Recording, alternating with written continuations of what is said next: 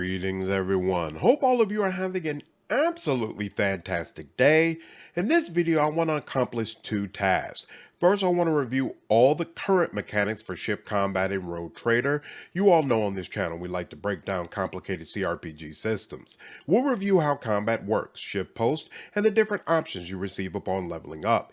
Keep in mind this video will require an update because I cannot max out all the ship capabilities, and I don't think all the ship customization options have been implemented yet. In addition to the mechanics, I want to answer what is probably the most asked question since Owlcat released a new version of the build. How is ship combat? I know a lot of you are concerned about how potentially cumbersome it will be, and I have both good and bad information. If you enjoy this content, please be sure to leave a like and subscribe if you are new to the channel. Alright, so let's review ship combat basics. During character creation, you could pick between 3 different ship styles, but these are just cosmetic choices and have no bearing on mechanics. You do not get access to a ship until Act 2 of the game. In the settings menu, you can change the difficulty of ship combat to easy all the way up to hard. I spent the majority of the game playing on core, which is 1 level below hard. Sometimes ship combat encounters start due to a conversation, but usually when you come into a map, there will be a circle of hostile ships, and you are allowed to either avoid them or fly your ship into their space to start a fight. When engagement begins, your ship will be on one side of the screen and all of the enemy ships will be on the other side, but you'll be close enough that with a little bit of movement, shooting can begin. Which side goes first depends on initiative, and the smaller the ship, the more initiative it has. In addition, you'll automatically have an initiative penalty because the game takes into account that enemy ships have been anticipating your arrival. Consequently, your foes will usually start first unless you have taken abilities that change this. When it's your turn, you'll see 3 different layers of green in front of you, designating where your ship can move. Your void ship is absolutely massive, and subsequently, you have to deal with the issue of inertia. Both accelerating and stopping your ship takes a tremendous amount of effort, which cannot be completed instantaneously. That means you must use all of your movement points every single round, and it's very important to plan where you want your ship to end up before you start moving. The initial section of empty green space is considered the acceleration phase. This is the only part of your movement where you can use your battering ram, which causes your ship to rush up to 6 squares and bash directly into an enemy vessel. The more squares you travel, the more damage this ability will do. Keep in mind the impact will also damage your ship, and if you destroy the enemy ship when it explodes, it will do a good deal of damage to you as well. Once you are out of acceleration phase, you lose access to the battering ram, but maintain the use of 5 other weapons. You can load 2 weapons into your ship's prow and 1 into your dorsal. All of them will fire from the front. You can also load weapons into your port and starboard, which will fire from either side of your ship. There are 3 different types of weapons. Torpedoes can be launched and then independently navigated into enemy squares where you can detonate them. Lance weapons have long-range capabilities, but they have a narrow window where enemies can be hit. Macro cannon weapons have a shorter range but a much wider cone where you can target enemies. I prefer to use cannons, but frankly, it all comes down to preference. Putting everything I said together, your goal every turn is to eliminate at least 1 ship, use as many of your different weapons as possible, and end your turn in as strong a defensive position as possible. What angle is best for your defense depends on the status of your shields. You have shields on the front, back, and either side of your void ship. These shields all act independently, so you can be completely exposed in the front while at 100% effectiveness on your side. Therefore, it's important to consider what side your enemies will likely fire upon considering their current position and how to move your ship so that side is well defended. If your shields are heavily damaged, you can use the Restart Shields ability, which will completely restore your shields but also impose a -3 penalty to your move speed and a -2 penalty to your firing range during the next turn.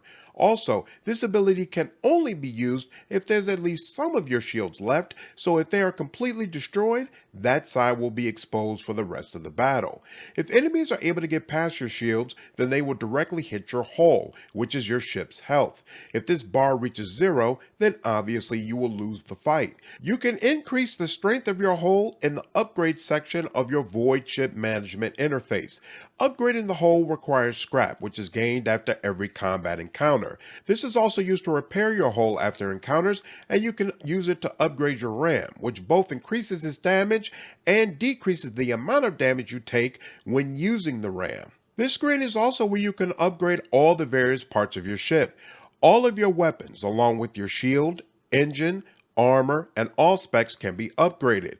Your all specs determines the effectiveness of your weapon abilities. You can get different ship parts from winning combat engagements and from a vendor. Warhammer has a unique economy where what items you get from vendors is determined by your profit factor, which is a measure of how rich you are and your reputation with that store owner. You can increase reputation by trading cargo they can use, but in the case of your Voidship vendor, they only take trophies you have won from defeated ships.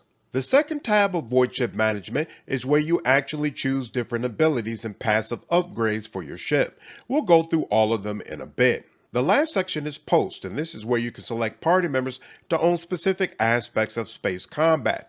Each post is associated with a particular skill, such as Master Cannoneer, which will check your demolition skill. Because Argenta has a high demolitions rating, she will get special effects for abilities related to this post, potentially lowering its cooldowns or increasing its damage. If you leave no one in the post, then all the abilities automatically have a 1-turn delay before they can be activated. In combat, usually each officer can activate at least one of their abilities per turn. Alright, that's all the information I have regarding basic mechanics, so now let's look at the abilities you can get when leveling up.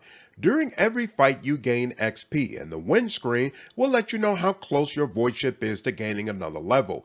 Each level will allow you to make 2 selections from a variety of different options. At level 1, the only category of options you can select is from post basic abilities, and these are low-level abilities that are assigned to the post your party members are responsible for. Swing Run allows your ship to fly in a straight line and do a full U-turn. I highly recommend picking this up ASAP. Most enemy ships are smaller and fly faster than you. They love getting behind your ship at an angle where they can target you, but you cannot target them.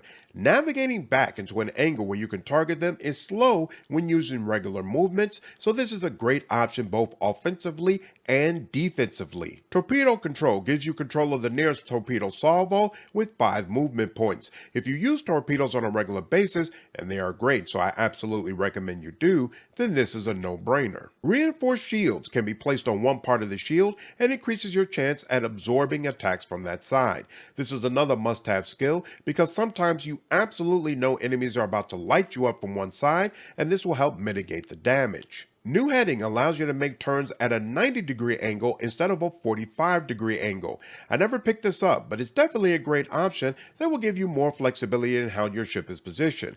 There's a limited amount of post abilities you can take, so for me this is one that just didn't make the cut. Warp Wave lets you force an enemy ship to turn 45 or 90 degrees depending upon its maneuverability. Once this move has been completed, the ship will take anywhere from 15 to 40% of its missing hull damage, depending on how much it was moved. This ability is absolutely a must-have. Defensively, you can move a ship so that it has a harder time targeting you. Offensively, you can get a weaker side of the ship exposed to you or flat out destroy the ship if you have already done enough damage to it. It's just useful in a ton of different ways, so pick it up. Arc Augury gives your ship a +2 bonus to range. This sounds good, but honestly, I almost never used it. Typically, when a ship is out of my range, it's because I have to maneuver more, so the additional range doesn't really help me. In my next run, I'll definitely skip it. At level 3, you unlock the full list of post abilities. There are 12 of them, but you should plan on getting 10 from this list. Getting another 2 will require you getting less ultimate abilities or ship upgrades, both of which we'll talk about later. Focused Efforts allows you to use 2 abilities in the selected post instead of just 1. If one of the abilities is on cooldown, that amount of time is reduced by 1 turn. Post abilities make ship combat significantly easier, so you'll definitely want to load up on them, and I highly recommend picking this up. Expeditious Reload will reload all the macro cannons that were fired during the acceleration phase. Remember that phase is at the very beginning of your movement, so this is about reloading cannons you were able to use right at the start of your turn.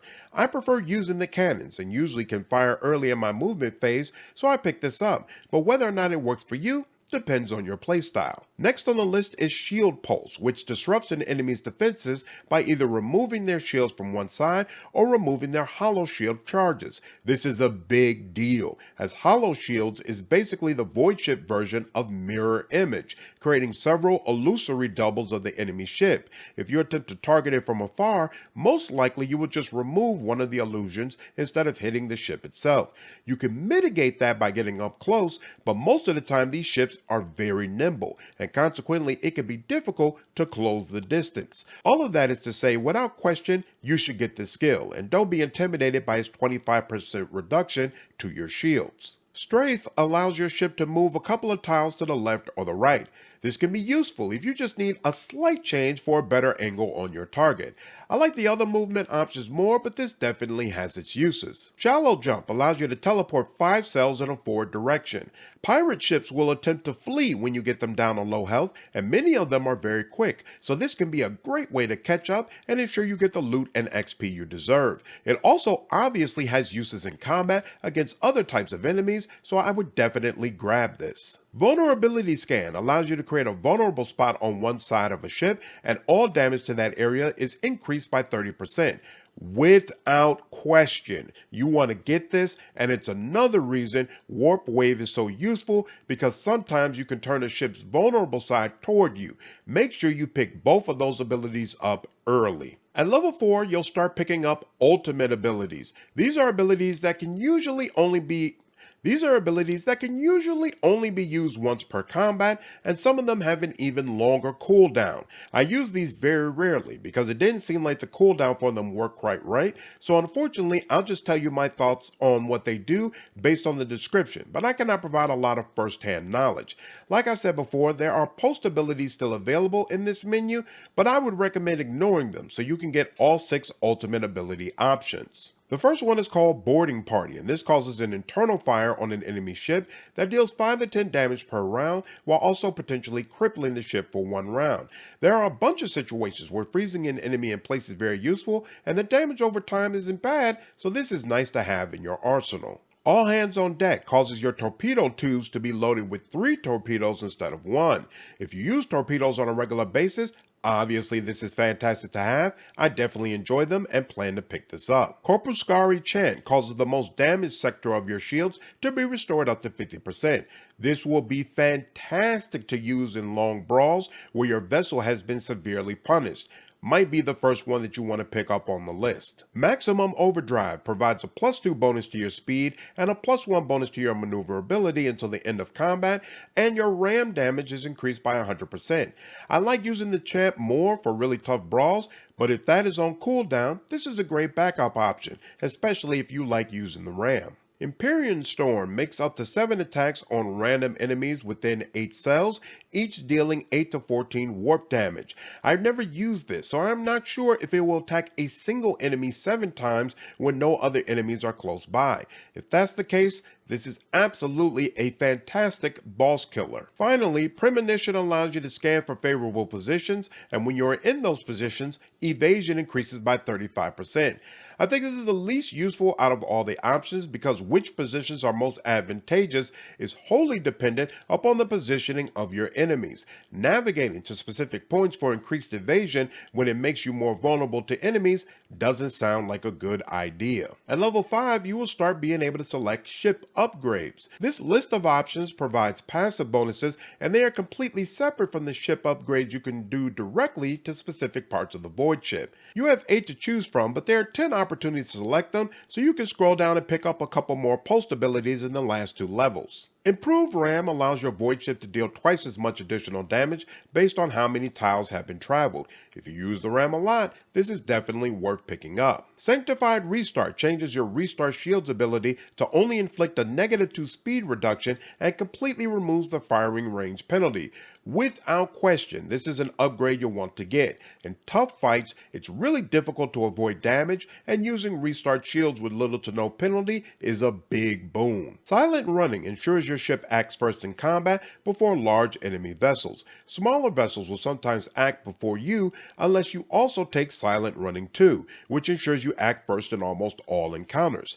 If you are playing on easy or normal, you can ignore this. On core or above, there's a serious issue with multiple enemies getting to start first and taking out a third of your health or even more before you even get a turn. Therefore, it's very advantageous to pick these up, and I recommend prioritizing them. Take It All allows you to get 10% more scrap from destroyed ships. Again, scrap allows you to heal your hull along with upgrading your hull and RAM. If you like using the RAM on a regular basis, then definitely get this ASAP. Otherwise, you'll definitely want to get this, but don't consider it to be an urgent pickup. Rugged Repair causes repairing your hull to take 50% less scrap. You will probably need to do this after every fight, and frankly, I think this should be your second pickup right after Sanctified Restart. Finally, Steady Hand and Steady Hand 2 give you a chance up to 50% that post ability cooldowns will be 1 round shorter. Without question, these are high priority pickups, as cycling through your post abilities is key to finishing battles quickly. Alright, we've walked through the mechanics, upgrades, post, and all the abilities you can select while leveling up your Void ship. So now that you have a pretty thorough understanding of what ship combat is like, let me give you my thoughts. Once again, this isn't really my final review of the system because we do not have the full game. Owlcat is still making updates, and I am not sure how much of this will change. Starting with what I like, in my opinion, ship combat is more fun and requires more strategy than the battles we had in Crusade Management.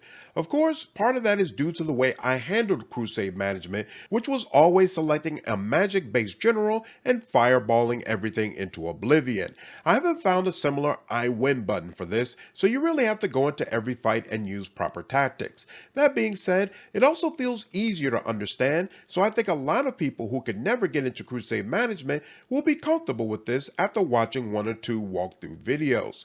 I am a huge fan of sci-fi, so flying around in a massive void ship, blowing apart enemy vessels, and landing on distant planets hits all the right notes for me. A lot of the issues I had from before have been addressed. I haven't run into any bugs, the interface feels significantly cleaner, party member skills are now implemented into the system, and the fights feel faster, which is probably because I have more mechanics at my disposal. The variety of enemy ships is really cool as well, along with the variation in how they deal with combat. I still feel like sometimes their defensive measures can cause fights to go on for way too long, but overall, I consider the fact enemies have strong defensive capabilities to be a positive thing. As we have already discussed in this video, progression is a big deal when it comes to void ship combat, and there are a lot of different ways for you to improve your ship. I really like that, and it's cool seeing how it all comes together when you are on the battlefield. There are a couple of things about this system that I don't enjoy.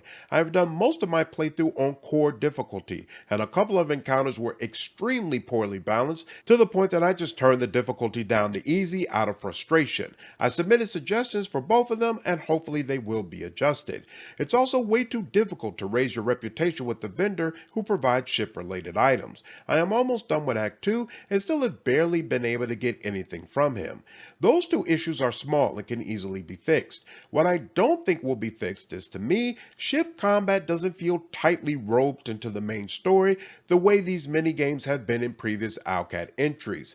Kingmaker's management system didn't involve combat, but the problem events were directly related to quests you had to undertake, and there was content that branched off from your decisions. The battles your army had to undertake in Crusade Management for Wrath of the Righteous were directly connected to discussions in your war room and your mythic path. Throughout your journey, the army would change and develop based on decisions you made as part of the main story.